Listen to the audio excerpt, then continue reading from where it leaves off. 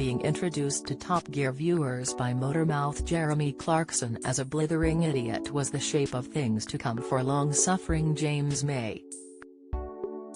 The floppy-haired presenter would accept with a world-weary grace becoming the amiable butt of Clarkson's schoolboy pranks and banter.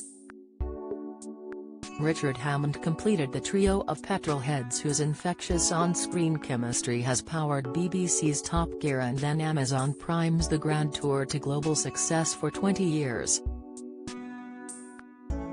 James, 59, comes across as the straight man in the team, sensible Mr. Nice Guy.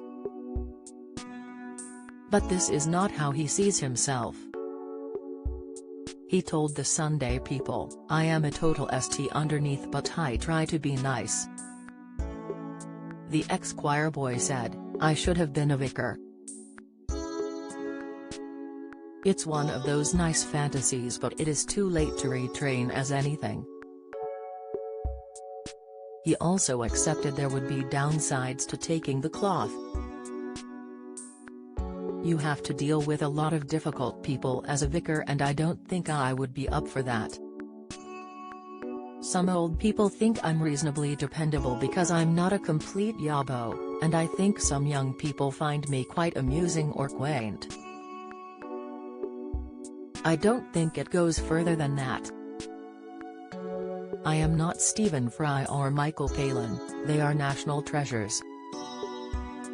Bristol-born James, the son of an aluminium factory manager, lives in London with his partner of 22 years, art critic Sarah Frater. They don't have children, but James has no regrets about not being a dad.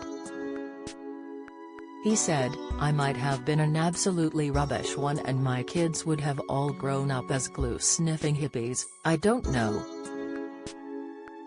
He argued that by not having kids his carbon footprint would be far smaller, despite driving supercars and flying all over the world, as he has not sired any future polluters.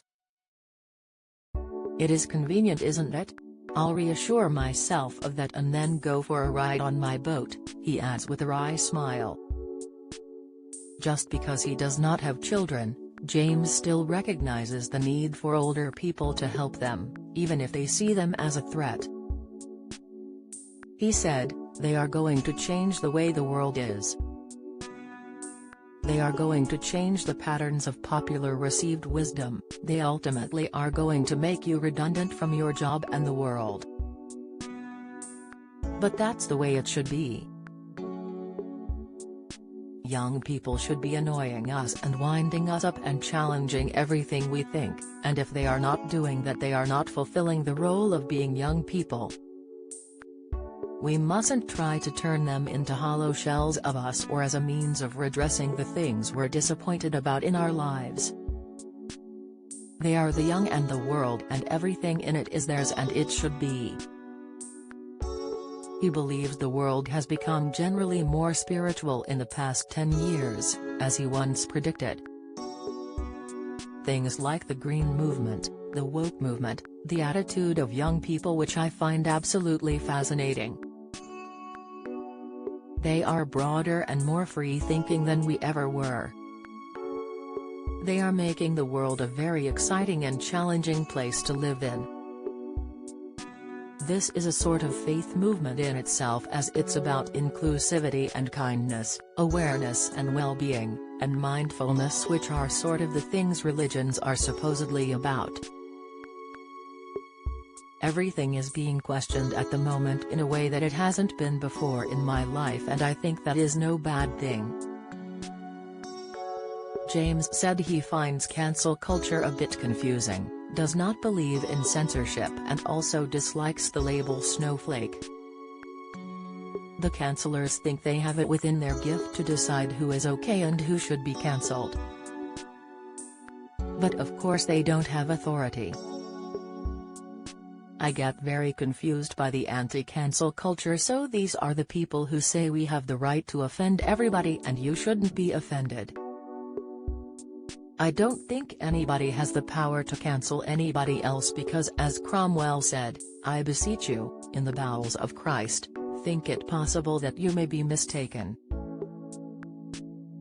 At the same time, I don't like people who overreact saying, "Oh, everybody is being a snowflake, everybody is being offended," because, in my experience with people like that, they are the easiest to offend, if you pick on the things that happen to be dearest to them. I don't believe in censorship or that social media providers should police what is on social media. On to lighter matters. James pours a large glass of his favorite Italian wine, which he bought on a recent trip for his new solo TV travel program, James May, Our Man in Italy.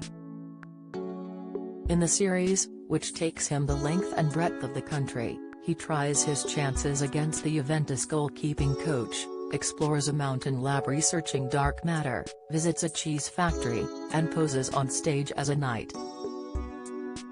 Italy is becoming a popular go-to destination for TV shows for the likes of Gino D'Acampo, Bruno Tonioli, Craig Revel Horwood, and father and son duo Bradley and Barney Walsh. James confesses he has never watched any of them because he has imposter syndrome. He said, "Every time I make something for TV or write something for a newspaper, I think this is when I am going to be found out. In the past I watched travel shows, but recently I haven't.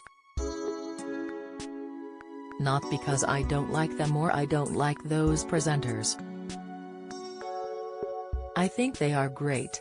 I don't want to watch them and think, oh bloody hell, this is good, because they would upset me." But surely all the miles on the clock for Top Gear and the Grand Tour have cured him of insecurity? He has also done a cookery show, James May, Oh Cook, and James May, Our Man in Japan.